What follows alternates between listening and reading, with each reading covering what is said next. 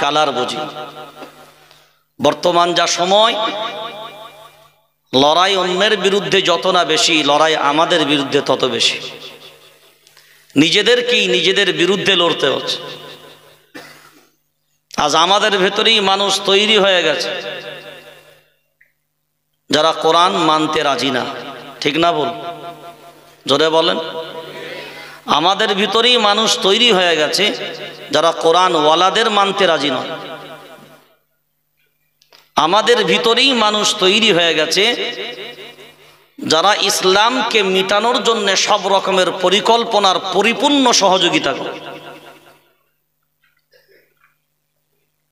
আমরা মৌখিক শুধু রেখে দিই, কিন্তু কোরআনের প্রকৃত শত্রু বাইরের থেকে ঘরে বেশি।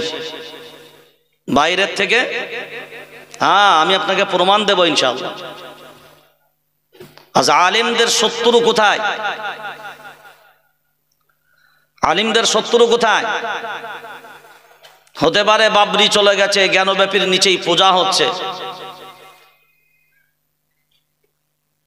কিন্তু আলিমদের শত্রু তো আমাদের মহল্লায় মহল্লায়। আলিমদের শত্রু তো আমাদের পাড়ায় পাড়ায়। মসজিদের ইমামগুলোকে মসজিদ থেকে বহিষ্কার করে কে? মোদি বাবু। কথা বলেন না কেন? অমিত শাহ। কারা বহিষ্কার করে? জোরে বলেন।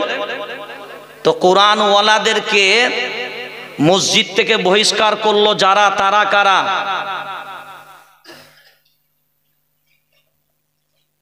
একটা সাধারণ আম মানুষ, প্রেসিডেন্ট, সেক্রেটারি, সেই ইমামকে বলছে আপনাকে আমরা চাকরি থেকে ছুটি দিলাম। এরা কারা? বলে অপরাধ কি? বললো অপরাধ কিচ্ছু নাই, আমাকে তোমাদের পছন্দ নয়, চাকরি থেকে চলে যাও। এখন বলেন এ কোরআনের দুশ্মন কারা? অন্যকে বলতে না খুব মজা লাগে, দোষ যখন নিজের ঘাড়ে চাপাবেন তখন বুঝতে পারবেন আমরা অন্যের দিকে আঙ্গুল তুলতে অভ্যস্ত, নিজেদের দিকে ত্রুটি বিচ্ছিতগুলো আমরা কোনোদিন নজর করি না। মাদ্রাসার কালেকশন যায়, বহু এমন মানুষ আছেন, কত কথা, তোমাদের কত টাকা লাগে গো, কত কমিশন পাও, এরকম লোক বলে না। কথা বলেন না কেন? এরা কারা?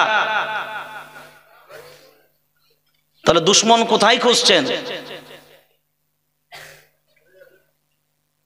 দুশ্মন সব নিজের ঘরে তৈরি করেছে। সেই জন্য বর্তমান পরিস্থিতির জন্য অন্য কেউ দায়ী হওয়ার থেকে এ জাতি সব থেকে বেশি দায়ী। কি বললাম? এই জাতি সব থেকে বেশি দায়ী। কোন মসজিদের ইমামকে সরকার বহিষ্কার করতে আসে না, কিন্তু সব মসজিদের ইমামগুলোকে উলামায়ে কেরামরা কেউ বহিষ্কার করে না। যে কটা করে সব গ্রামের মোড়ল আর মাতব্বর আর পণ্ডিত। কথা বলেন না কেন? তাহলে ইমাম বানিয়েছিল কেন? কোরআনুল কারীম ইউরিদুনা আন ইউতফিউ নূরাল্লাহি বিআফওয়াহিহিম ওয়াল্লাহু মুতিম্মু নূরিহি ওয়াল্লাহু মুতিম্মু নূরিহি ওয়ালাউ কারিহাল কাফিরুন। কার কথা? জোরে বলেন।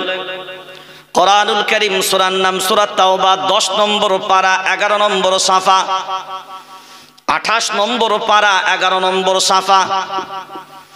কোরআনুল কারীমের ভিতরে এই আয়াতটা আল্লাহ 2 বার দিলেন। দিনকে মিটানোর চক্রান্ত করবে যারা, করছো যারা, শুনে নাও তারা। দিনকে মিটানোর মতন ক্ষমতা কারোর, জোরে বলেন, কারোর নাই। এখন দিন মিটানোর ক্ষমতা বাইরে থেকে কারোর নাই, কিন্তু দিন যেটুকু ক্ষতিগ্রস্ত হবে আমাদের ভিতর থেকে হবে, বাইরে থেকে না।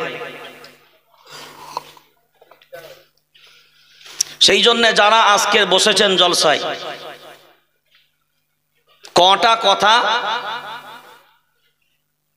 শুনে নেন স্পষ্ট ভাষায়, আর এখান থেকে প্রতিজ্ঞা করে যান, অন্যের দিকে আঙুল তোলার আগে নিজের সমাজে, নিজের এলাকায়, নিজের মহল্লায় আগে দেখুন আমরা কোন জায়গায় দাঁড়িয়েছি। সব প্রশ্নের জবাব পাওয়া যাবে। সেই জন্যে কোরআন সুন্নাহর আলোতে দু চারটা কথা বলার ভাবনা চিন্তা আছে। বাকি ওমা তৌফিক ইল্লা বিল্লাহ। যারা বসে আছেন আপনাদের নিশ্চয় একটা পরিচয় অবশ্যই আছে, তাই তো? জোরে বলেন। আছে। আপনাদের পরিচয়টা একটু আমাকে ফিডব্যাক করেন তো।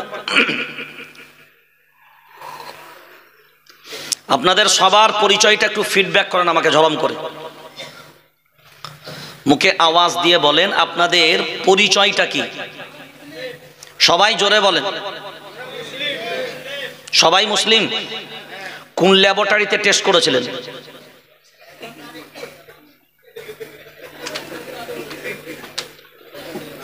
হাসেননি? কোন ল্যাবরেটরিতে টেস্ট করেছিলেন? না, আমার বাপের নাম মোহাম্মদ সলিমউদ্দিন, আমার দাদুর নাম মোহাম্মদ করিমউদ্দিন, আমি বেটা, আমার নাম হলো মোহাম্মদ আলিমউদ্দিন। কথা বলেন না কেন? শুধু আমি আমার মুসলিম পরিবারে জন্ম নিয়েছি, ওই বাড়িতে লালিত পালিত হয়েছি, তো মুসলিমের বাড়িতেই লালিত পালিত হলেই কি মুসলমান হয়? কথা বলে না? হয়। নূহ আলাইহিস সালামের বিবি কে ছিল? তাড়াতাড়ি বলেন। নূহ আলাইহিস সালামের বিবি কে ছিল? পাক্কা কাফের, পাক্কা জাহান্নামী। লূত আলাইহিস সালামের বিবি পাক্কা জাহান্নামী। নূহ আলাইহিস সালামের বেটা পাক্কা জাহান্নামী, মানে ভেজাল যুক্ত নয়, কি পাক্কা জাহান্নামী। ইব্রাহিম আলাইহিস সালামের আব্বা খাঁটি মূর্তি পূজারক। ভেজাল ছিল না খাঁটি? কথা বলেন। খাঁটি, ভেজাল না, অরিজিনাল মূর্তি পূজারক। আর নমরুদের মূল সঙ্গী ছিল সে। ইব্রাহিম আলাইহিস সালামের পক্ষে ছিল না বিপক্ষে? বিপক্ষে। বেটা নবী, বাপ দুশ্মন। মায়ার নবী মদিনা ওয়ালা, তার আপন চাচা আবু লাহাব, যে বংশের নবী সেই বংশের চাচা, চাচা আবু তালিব কোন বংশের?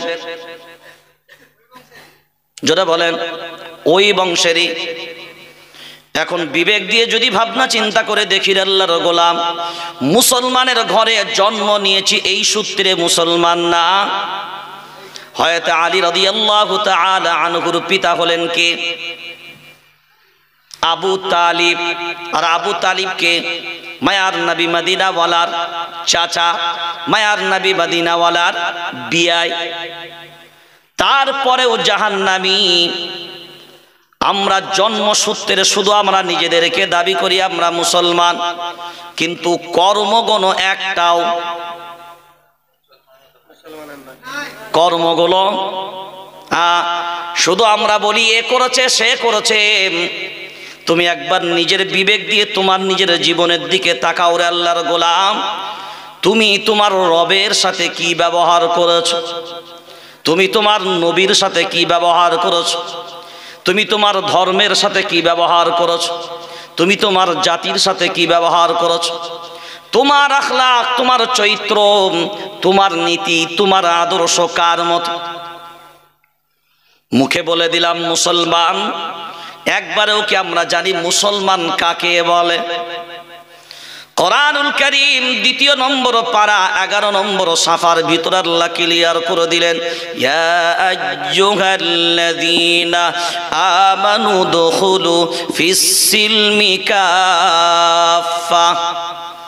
ওরে আল্লাহর গোলাম, ঈমানওয়ালাদের ডাক দিয়ে আল্লাহ বলেন, ইয়া আইয়ুহাল্লাযীনা আমানু উদখুলু ফিস-সিলমি কাফা, ইসলামের ভিতরে ঢোকো না বার হও।